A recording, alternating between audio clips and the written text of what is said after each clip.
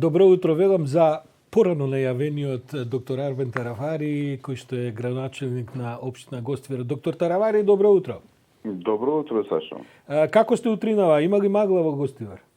Па, релативно, да. Времето е магловито и во Гостивар. Да ве прашам, вие сте ми денеска квалификуван гостин и како политичар, и како доктор, и како бивши министар за здравство, се разбира. Прво да прашам, како е состојбата со пандемијата, со епидемијата во општина Гостивар? Вчера гледам дека откажавте одредени активности заради лошите бројки. Што ви се сегашните ситуации и прогнозите на редниве денови?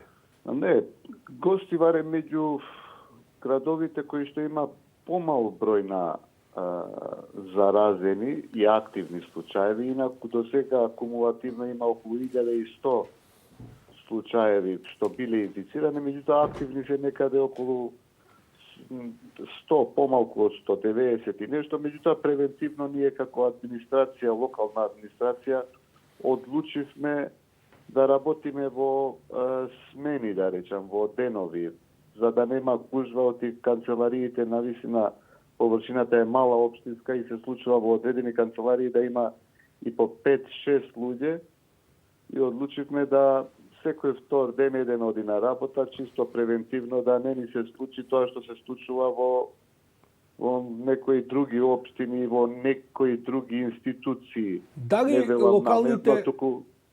Поради малата дистанца има шанси, има огромни шанси да се пренесе болеста. Дали локалните медицински капацитети го издржуваат за сега овој втор бран? Како е со Гостиварската болница? Искрено кажано, ние имаме комуникации, меѓутоа не редовни за да прашаме секој ден како е. Немаме некакви жалби од таму дека не функционира нешто или преполни се капацитетите. Знам дека оделот за инфективни болести во Гостивар, таму се капацитетите некаде околу 80-90%, инаку другите одели кои што веќе се спремни и подготвени ако има потреба одредени пациенти со COVID-19 кои што развиваат нормално клиничка слика да бидат третирани во други одели. Доктор Таравари, сакам да ви дадам време во наредните 3-4 минути, толку имаме време за разговорот, да ве прашам сега и како политичар и како бивши министер за здравство. Опозицијата ВМРО ДПМН секојдневно бара оставка од министерот Филипче заради состојбата со пандемијата во Македонија. Кој е вашиот личен став и ставот на вашата партија по тоа прашање? Не само во врска со дали треба или не треба оставка да си поднесе министерот. Туку ве прашувам и за тоа, бидејќи го знаете системот на здравството одлично, во него работите долги години и се разбира бевте и министер. Дали мислите дека нешто недостасува во овој одговор кон епидемијата и ако е така, што би било тоа? Искрено, Филипче е неврохирург, јас сум невролог и се министри што биле во Македонија никогаш не биле. Само еднаш, Даниловски беше епидемиолог. И не очекуваме од Филипче да биде компетентен за оваа ситуација. Тој само треба да ја менаџира. Опозицијата нормално, кога нешто не се менаџира како што треба, и ќе побара оставка. Ја искрено мислам дека грешката не е кај Филипче. Единствена грешка на Филипче е што упорно ја брани Комисијата за заразни болести, која што дефинитивно ја изгуби битката со COVID-19 во Македонија уште одамна. И јас лично сум кажал неколку пати дека таа комисија или треба да се прошири, или треба да комплетно да се смени, бидејќи дефинитивно после 7 месеци пандемија се уште нема стратегија. Само издегуваат и кажуваат демагогија како се е под контрола. А се уште замислете, во ниедна инфективна клиника во Македонија или одел за инфективни болести, се уште нема алгоритми. Државата уште нема алгоритми како да се третира еден пациент со COVID-19 во различни фази на болеста. И искрено кажано, ја не знам зошто Филипче толку упорно ја брани оваа комисија. Ние горе-долу што сме работели и работиме во клиничкиот центар, се знаеме и господинот Караджовски, без да ми се лути, треба во одредени ситуации кога не успеваш нешто да тераш како што треба, да организираш и да менаџираш како што треба, едноставно треба да му кажеш на министерот Јас не се тргнувам, тука сум донесете и други луѓе да ни помогнат. Доктор Ова Таравари, е што му недостасува на Филипче и Караджовски.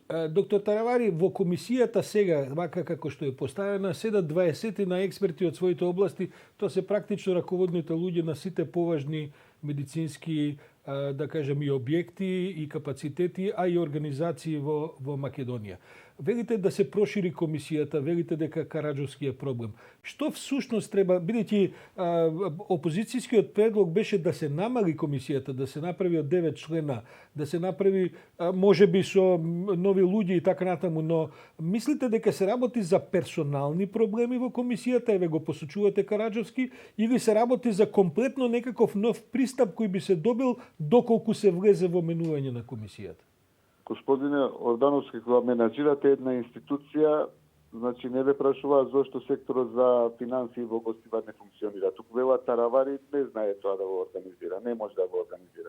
Тоа се веќе интерни организации кои што треба да го направи претседателот на Комисијата за заразни болести.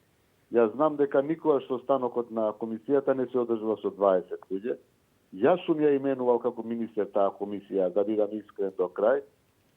И одредени луѓе и членови во таа комисија, која што се уште функционира, назначена е 2017 година, никогаш ни не биле на состанок, никогаш ни не биле поканети на состанок. Конкретни луѓе кои што работат на инфективна клиника.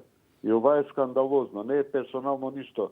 Јас никогаш во живот не сум го сретнал господинот Караджовски, нит го знам, нит го познавам.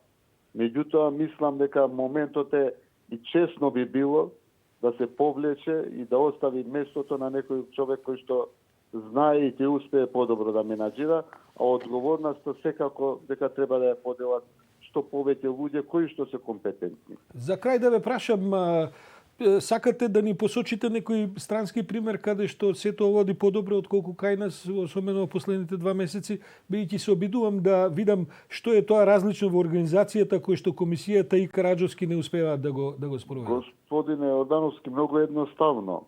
Копирајте ја Словенија. Многу едноставно. Ние сме бивши југословенски републики, можат да пуштат еден човек или двајца од таа комисија да отидат таму. Не мора да бидете многу паметни да откриете како да се менаџира. Да, само сакам да ве прашам, свесен сте дека практично во Словенија е ситуацијата во последната недела прилично панична. Таму се уште полоши состојбите. Меѓутоа бројките се многу подобри во секоја комбинација. Бројките се многу подобри отколку во Македонија, дефинитивно. Кумулативно да не збориме.